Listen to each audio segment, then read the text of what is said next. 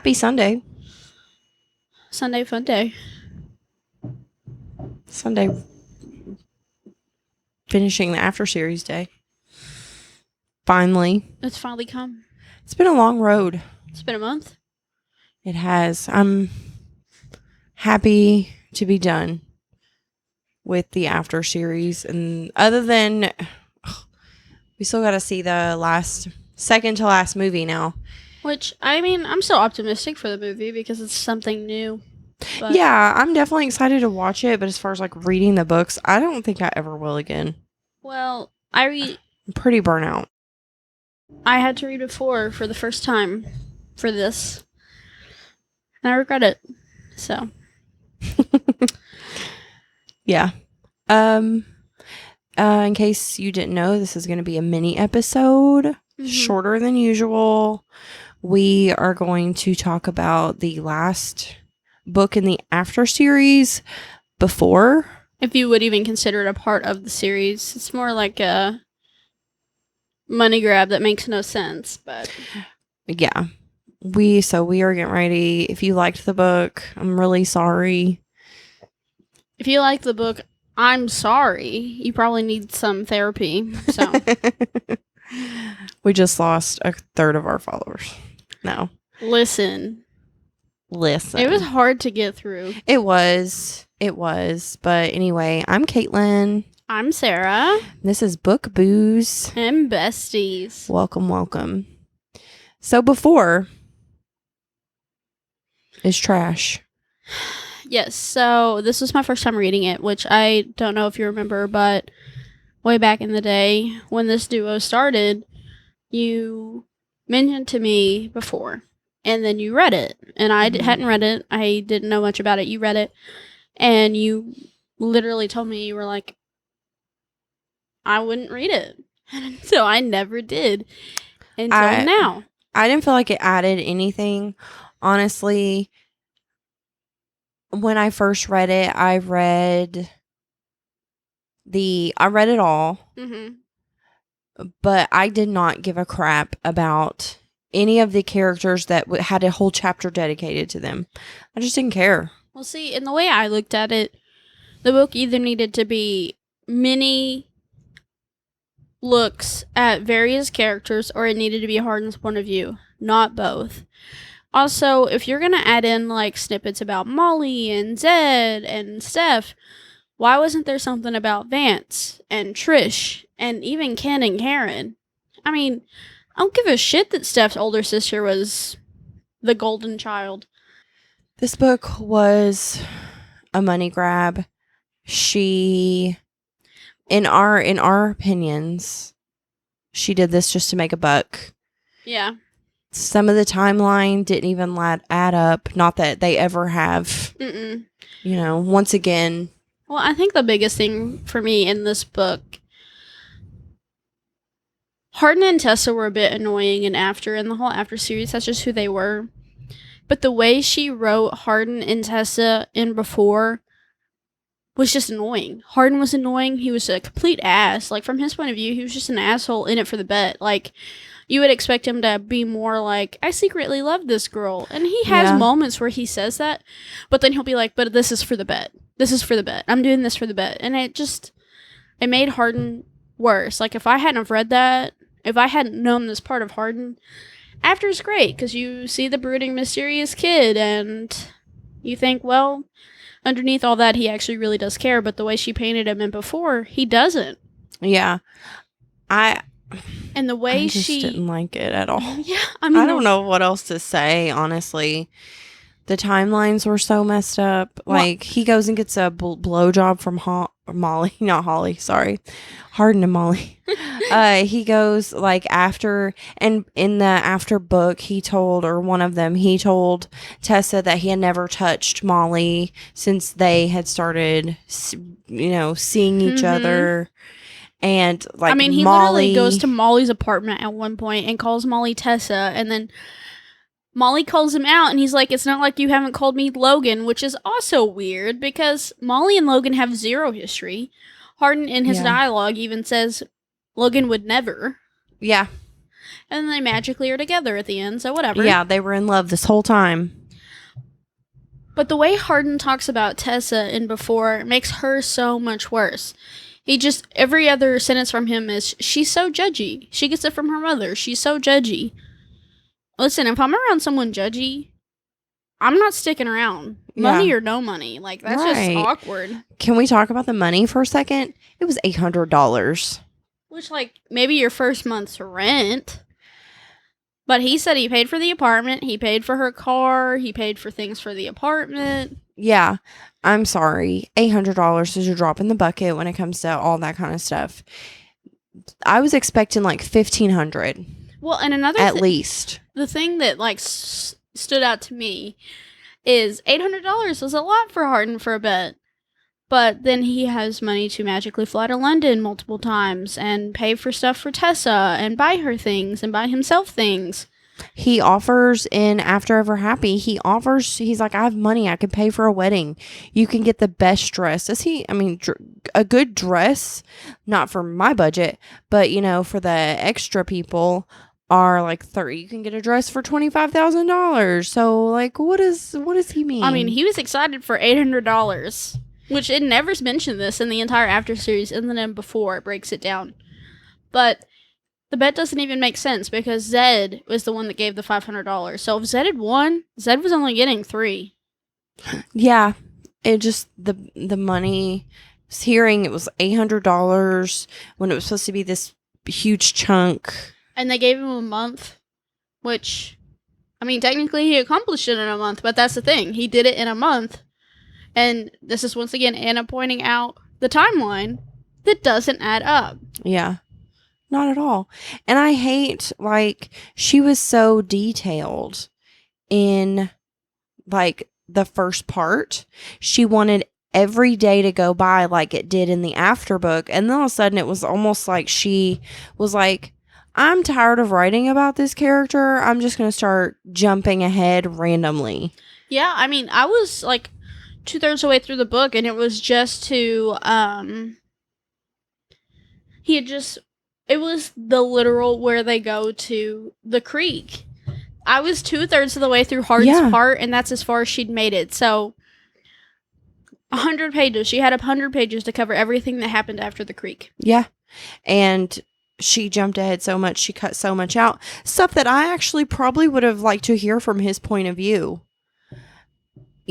But she jumped ahead so much, and she added in a bunch of, like, epilogue chapters, of, like, what happened later in life. Mm-hmm. She added in other characters' information or whatever. She wrote about other characters, all with 100 pages left. Well, and I feel like in the chapters that aren't about Hardin's point of view, she brings in new people, but mentions them in multiple chapters. Like, she was going to give more, like, maybe she was setting it up for more books. But there is none. Like, I don't know how much you read, but there's, like, the Landon chapter where he's working at the coffee shop and he's training the girl Posey. But then Posey also turns out to be one of the people Tessa hires for her wedding planning business. So, like, she's mentioned 2 chapters and then just doesn't get anything. Right. And honestly, I don't care about any of this. Well, I wasn't invested in any of this.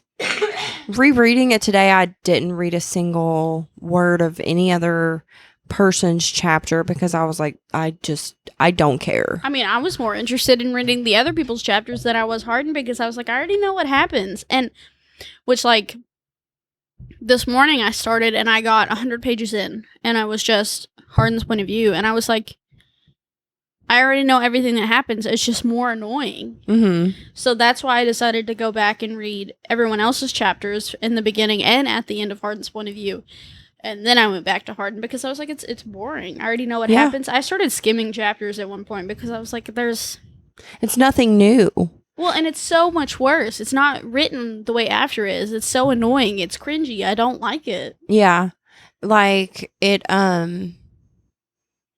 don't know what I was going to say. But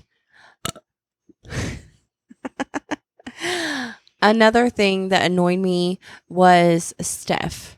She purposely made Steph a psycho. Mm-hmm. to back up what she did in book 3.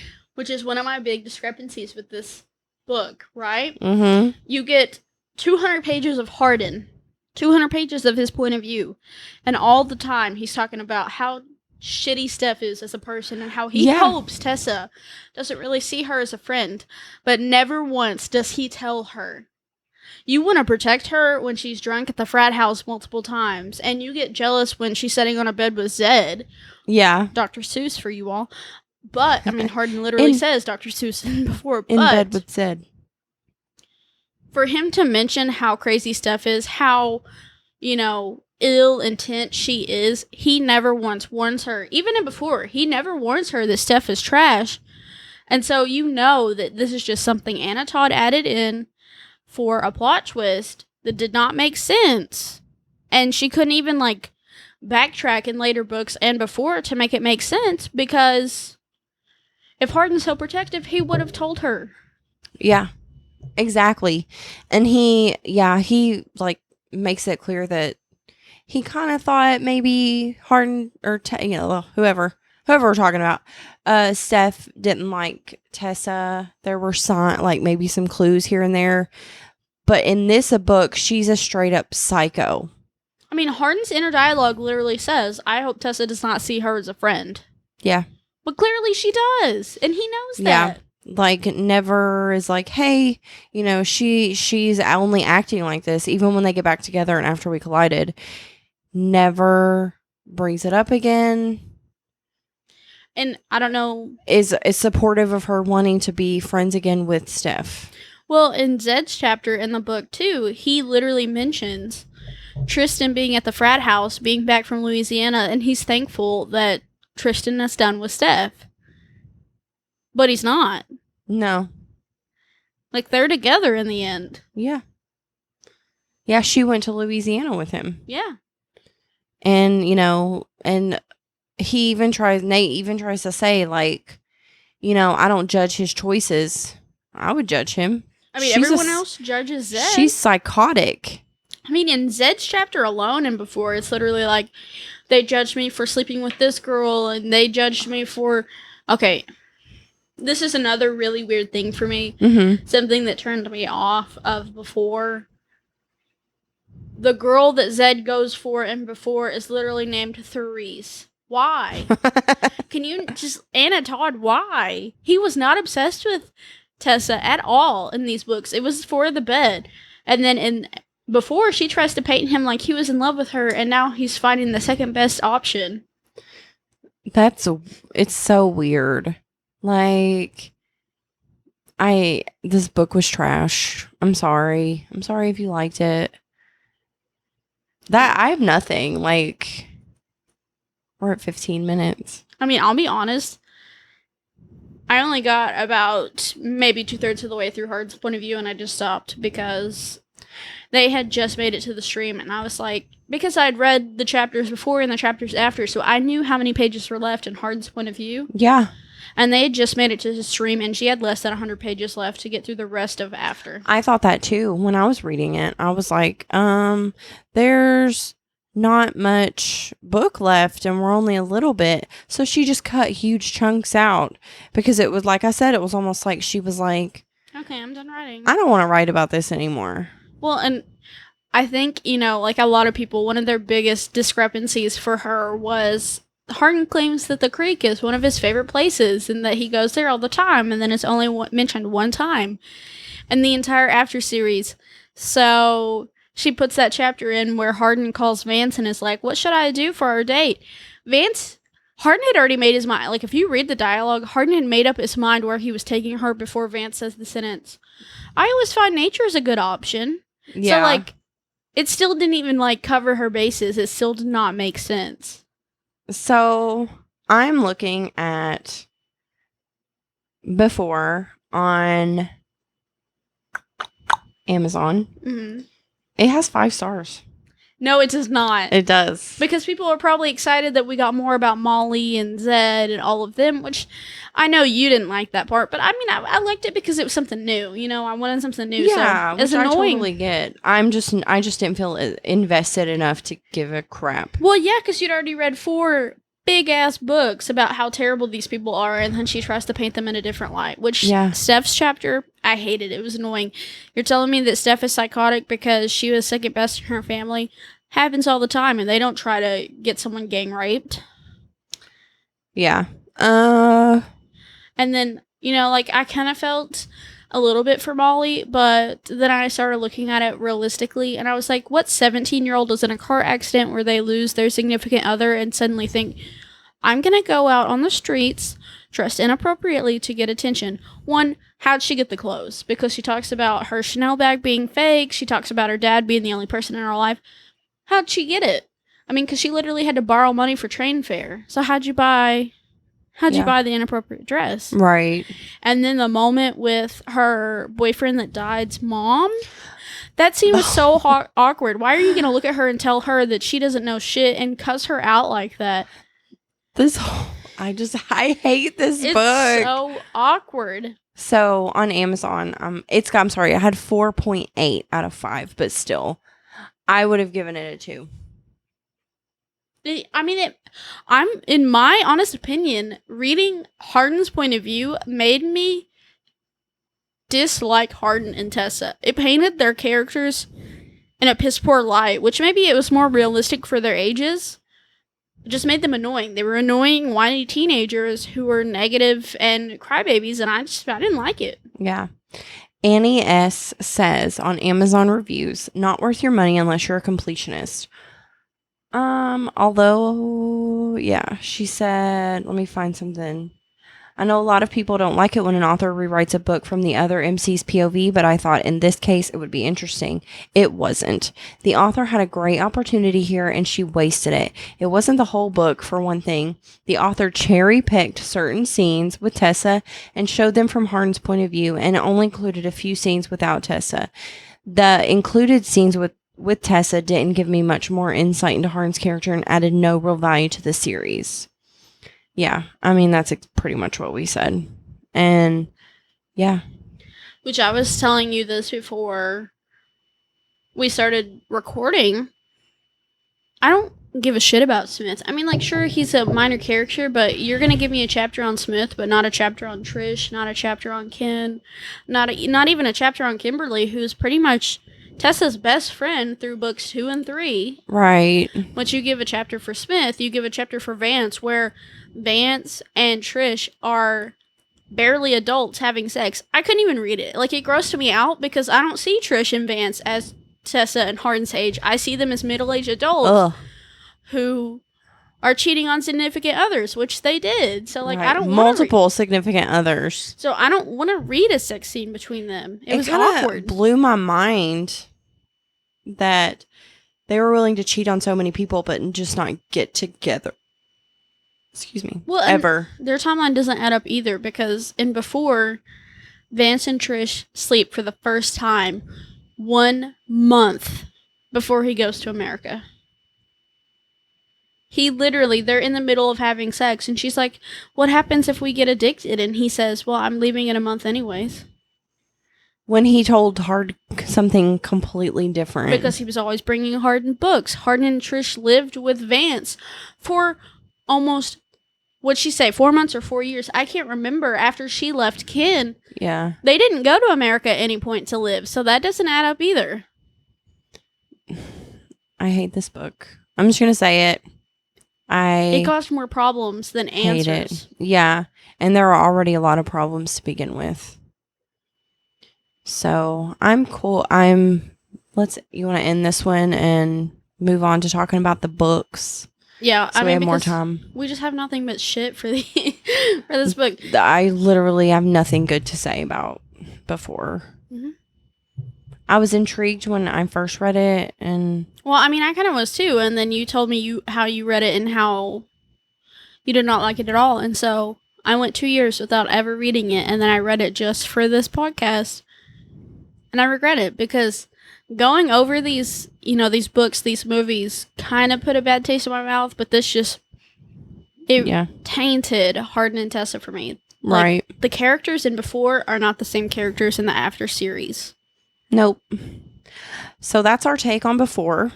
We hated it. We apologize if you do not agree with us. But that's okay. Like, if you don't agree, send us an email. DM us on Instagram. Twitter. Or Facebook. Or Twitter.